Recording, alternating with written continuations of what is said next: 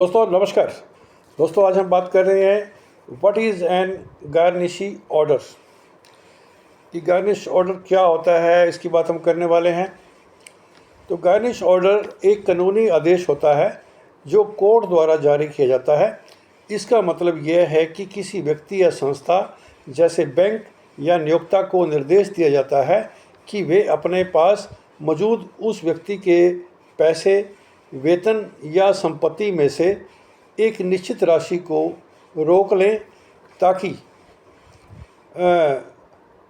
जो है उसे कर चुकाने या किसी कानूनी दायित्व को पूरा करने के लिए कोर्ट या संबंधित पक्ष को भेज दें।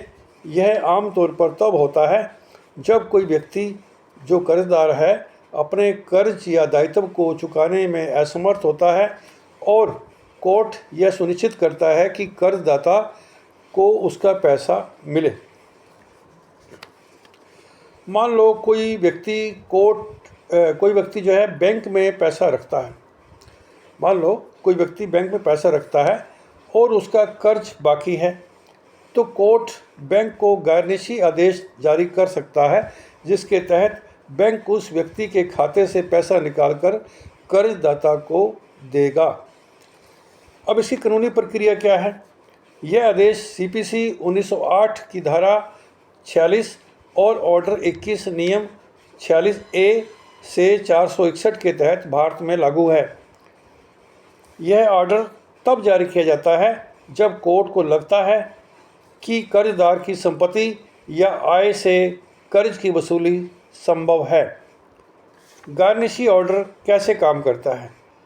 नंबर 1, कोर्ट का फैसला यदि हो तो, जैसे मान लीजिए कर्जदाता कोर्ट में आवेदन करता है जिसमें वह साबित करता है कि कर्जदार ने उसका कर्ज नहीं चुकाया है। कोर्ट सीपीसी 1908 की धारा 46 ऑर्डर 21 यानी 21 नियम 46A से 461 के तहत गार्निशी ऑर्डर जारी करने का निर्णय लेता है। नंबर 2, गार्निशी को नोटिस। कोर्ट उस तीसरे पक्ष को नोटिस भेजता है जिसके पास कर्जदार की संपत्ति या आय है, जैसे बैंक या जो भी नियोक्ता है उसको, जहां कर्जदार का खाता है। नियोक्ता जो कर्जदार को वेतन देता है उसके पास नोटिस भेजता है बैंक अपना कोर्ट जो है। और गार्निशी ऑर्डर जो है, अब इसके प्रकार की बात कर लेते हैं। ये 2 प्रकार के होते हैं। नंबर 1, प्रारंभिक गार्निशी ऑर्डर, जो कंडीशनल ऑर्डर जिसको कहते हैं हम।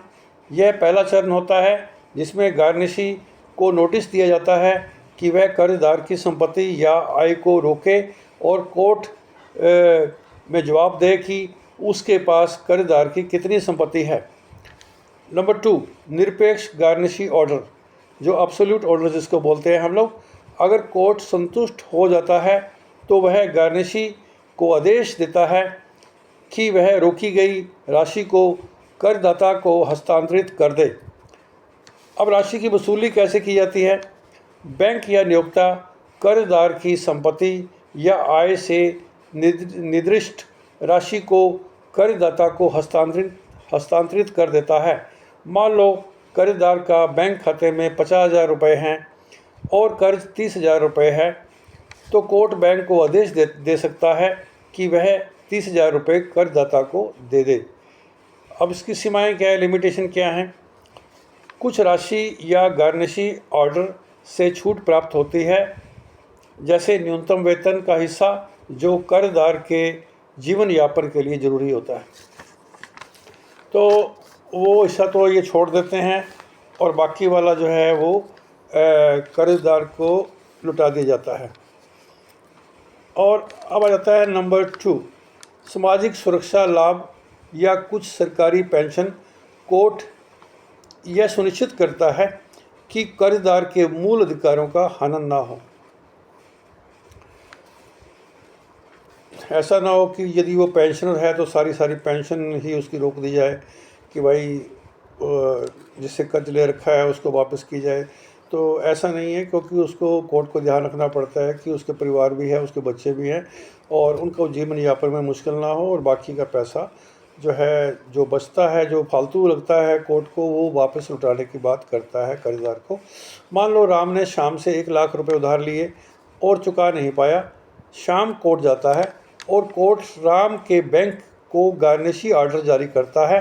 बैंक राम के खाते से 1 लाख रुपए को रोक लेता है और उसे शाम को भुगतान कर देता है। अगर राम का नियोक्ता, दूसरे शब्दों में यदि मान लो वो नौकरी पेशा व्यक्ति है, ठीक है, बैंक से कोई मतलब नहीं है, नौकरी पेशा व्यक्ति, उसको सैलरी मिलती है, तो उस हालत में हम बात कर रहे हैं। अगर राम का नियोक्ता यानी जो नौकरी देने वाला है उसे 50,000 रुपये मासिक वेतन देता है, तो कोर्ट नियोक्ता को यह आदेश दे सकता है कि राम के वेतन का एक हिस्सा 20,000 रुपये हर महीने शाम को दे, जब तक कर्जा पूरा ना हो। गार्निशी को कोर्ट के आदेश का पालन करना अनिवार्य होता है। कर्जदार को कोर्ट में अपनी बात रखने का मौका मिलता है कि वह गार्निशी ऑर्डर के खिलाफ आपत्ति दर्ज कर भी सकता है। अब निष्कर्ष क्या निकलता है इसका? गार्निशी ऑर्डर कर्ज वसूली का एक प्रभावी तरीका होता है, जो कोर्ट के माध्यम से कर्जदार की संपत्ति या आय से कर्जदाता को भुगतान सुनिश्चित किया जाता है, यानी करता है। यह प्रक्रिया निष्पक्ष और कानूनी रूप से पारदर्शी होती है। तो उम्मीद है दोस्तों कि आपको ये कॉन्सेप्ट अच्छे समझ में आया होगा, गार्निशी ऑर्डर क्या होते हैं। अब आप छोटा सा एग्जांपल मैं आपको देता हूँ, आप उसे आप समझ जाएंगे अगर आप अब तक नहीं समझे हैं। देखिए, मान लीजिए किसी व्यक्ति ने बैंक से लोन लिया, ठीक है, वो इंस्टॉलमेंट पे कर रहा है, लेकिन बीच में कोई दिक्कत आ गई, मुश्किल आ गई, उसने इंस्टॉलमेंट पे करनी बंद कर दी, वो डिफ़ॉल्टर हो गया। तो वो बैंक क्या करता है, वो यानी कोर्ट के पास जाता है, बोलता है कि यूँ करके मैंने इसको लोन दिया था मकान के लिए, इस मकान इसके पास है, ये मेरे पैसे नहीं दे रहा।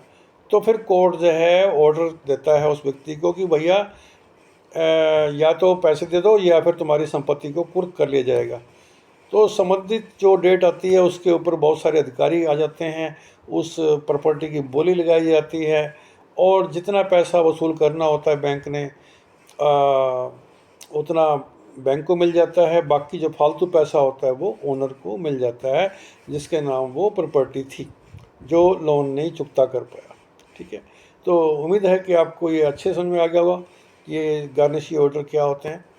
सो दोस्तों, अगर अच्छा लगे तो इसको लाइक कीजिएगा, सब्सक्राइब कीजिएगा, और ताकि मैं आपके लिए और अच्छा कॉन्सेप्ट आगे लेके आऊँ। सो तब तक के लिए